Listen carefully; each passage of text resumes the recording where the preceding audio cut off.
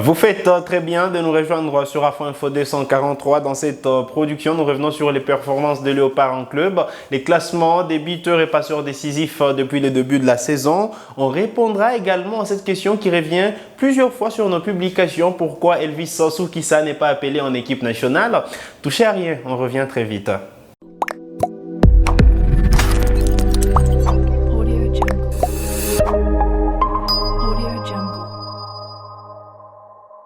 Allez, très content de vous retrouver sur Afro Info 243. Les places coûtent désormais cher en équipe nationale de la République démocratique du Congo.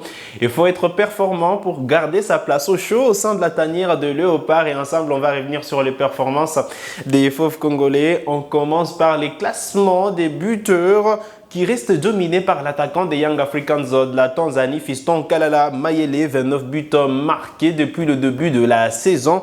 L'ancien de Veux Club s'est même qualifié en demi-finale de la Coupe de la Confédération avec son club et ils vont affronter la formation de Marumo Galant en demi-finale. Fiston Mayele est bien parti pour terminer également meilleur buteur de cette Coupe de la Confédération parce qu'il a déjà planté 5 réalisations depuis le début de la saison en ex-aequo avec Chiva Viro de cette formation de Marumo Galant, pardon. Celui qui va passer l'étape de demi-finale sera bien parti pour terminer meilleur buteur de cette compétition. Alors en deuxième position, nous avons Elvis Soukissa, 21 buts marqués depuis le début de la saison avec la formation des Amroun Spartans en première division Malte. Occasion pour nous de répondre à cette question, pourquoi il n'est pas appelé en sélection alors qu'il est performant en club.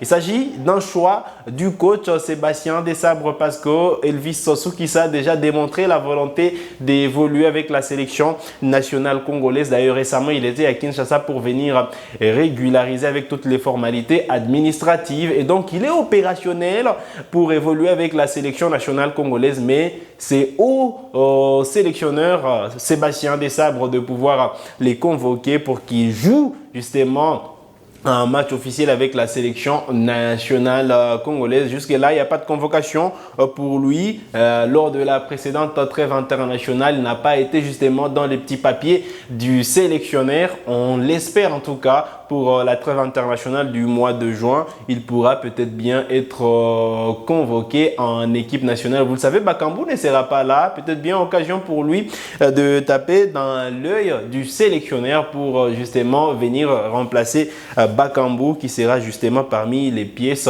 manquantes pour la République démocratique du Congo. Et donc Elvis Soukissa, rien ne bloque sa sélection à l'équipe nationale. C'est justement le choix de l'entraîneur qui prime sur son sujet. Alors, à la troisième position du classement des buteurs congolais depuis le début de la saison, Cédric Bakambu, 18 buts plantés avec la formation de l'Olympiakos. Allez, la quatrième position, Kabongo Kasongo avec la formation des Sakarya Sport en deuxième division turque. 18 buts également pour lui depuis le début de la saison. Il y a également cette question qui revient sur Kabongo Kasongo. Pourquoi également lui, il n'est pas à sélectionner alors qu'il y a Gaëtan Lora qui évolue également en deuxième division turque, mais lui il était sélectionné mais pas Kabongo Kasongo. C'est toujours le choix de l'entraîneur Sébastien Desabre, celui qui veut c'est lui qui prend les joueurs qu'il veut, avec qui il veut évoluer, avec qui il veut jouer justement. Et donc Kabongo Kasongo, lui également est opérationnel avec la sélection nationale congolaise. Il a déjà été appelé auparavant avec Florent Ibenge ou encore avec les précédents entraîneurs. Et donc, Kabongo Kasongo est bien opérationnel avec la sélection nationale congolaise. Et donc, s'il n'est pas appelé, c'est donc un choix de l'entraîneur Sébastien Desabre, encore le choix du staff technique des Léopards. Mais il est en forme avec son club, actuellement meilleur buteur de la deuxième division turque. Juste derrière lui, il y a donc Yannick Yala Bolassier qui est 5e sur notre classement de buteurs congolais évoluant à l'étranger. 16 buts marqués pour l'attaquant congolais parce qu'il est toujours opérationnel avec la sélection nationale congolaise. Il n'a jamais justement mis un un terme à sa carrière internationale. Il reste un attaquant sur qui les Fauves congolais peuvent compter en cas de besoin. Bolasie, c'est 16 buts comme je l'ai dit et il est deuxième meilleur buteur de la deuxième division turque. Allez, juste derrière Kabongo Kasongo qui est en tête. Allez, en sixième position sur notre classement, nous avons Dieu merci Mbokani. Allez, c'est 14 buts pour lui depuis le début de la saison. Il est en deuxième division belge. Allez, la 7e position, Simone Banza, 13 buts plantés avec la formation de Braga en première division portugaise. Il avait bien démarré la saison en marquant coup sur coup. Eh bien, il a perdu un tout petit peu ces rythmes-là, mais ça reste un attaquant de talent. Eh bien, on l'attend également en équipe nationale. Lui, on n'a pas encore justement eu on n'a pas encore vraiment eu confirmation s'il pourrait évoluer avec la sélection nationale congolaise, mais il reste un joueur important sur qui les Léopards peuvent compter prochainement. Alors, à la 8e position, nous avons Gaëtan Lora, récemment appelé à l'équipe nationale lors de la trêve internationale du mois de mars dernier. Gaëtan qui était à sa première convocation. Cette saison, c'est 12 buts marqués et donc il reste un joueur important pour la sélection nationale congolaise en l'absence de Bakambu. Occasion peut-être pour lui d'éprouver ce dont il est capable, ce qui a attiré justement les sélectionneurs nationaux à pouvoir compter sur lui. Alors, la 9e position est occupée par Meshak Elia, 11 buts marqués avec les Young Boys de Berne. Meshak Elia, vous le savez, il est déjà champion de la Super League suisse, son 3e trophée avec cette formation des Young Boys de Berne depuis qu'il évolue en Suisse. Meshak Elia a participé donc à ce sacre en marquant 11 buts. Allez, Akolo est juste derrière Meshak Elia, soit à la 10e position. Lui également, c'est 11 buts avec la formation des Saint-Gall. Shadrach Akolo qui reste aussi un joueur important au sein de l'équipe nationale congolaise. S'il faut revenir sur d'autres joueurs parce que nous nous sommes arrêtés sur les classements, nous nous sommes arrêtés sur les 10 joueurs qui ont planté beaucoup plus de buts. Il faut dire que juste derrière Shadrach Akolo, il y a Jonathan Okita qui a déjà marqué 8 buts avec la formation du FC Zurich. Là, nous sommes toujours en Suisse. Brita Sombalanga, c'est 8 buts avec Adana Dermispor et Watford en même temps parce qu'il a changé de club. Bolingui, 8 buts avec la formation de Buriram United en première division thaïlandaise. Bokila, 7 buts qui est en deuxième division justement. Chanzel Mbemba, 6 buts avec l'Olympique de Marseille. Silas Katompa, 6 buts. William Balikoucha, 6 buts. Aldo Kaloulou, 6 buts. Kakuta, 6 buts. Eh bien, qui sont nombreux ceux qui ont déjà marqué plus de 5 buts cette saison. Christian Kinsombi, oui, ça c'est 5 buts. Jackson Mouleka, 5 buts. Ben Malango, 5 buts. Voilà, nous sommes arrêtés sur ces classements des 10 joueurs performants depuis le début de la saison. Nous avons parlé des fistons Kalala Mayele, 29 buts cette saison. Allez, Elvis Soukissa, 21 buts. Cédric Bakambu, 18 buts. Kabongo Kasongo, 18 buts. Bolasie, 16 buts.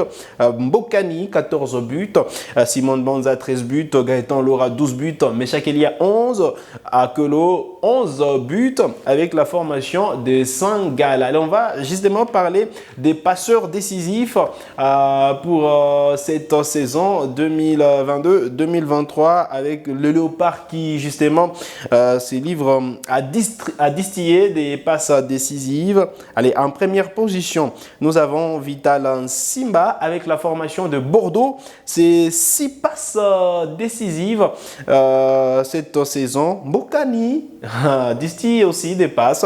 Il est à la 2e position également avec 6 passes décisives. La 3e position, Elvis Soukissa, 6 passes décisives. Eh bien, Ces classements est aléatoire, donc Mbokani peut être premier, tout comme Elvis Soukissa peut être premier sur ces classements parce que tous les trois, ils ont 6 passes décisives. Alors, à la 4e position, nous avons donc Arthur Maswaku, 5 passes décisives avec la formation des Beşiktaş en première division.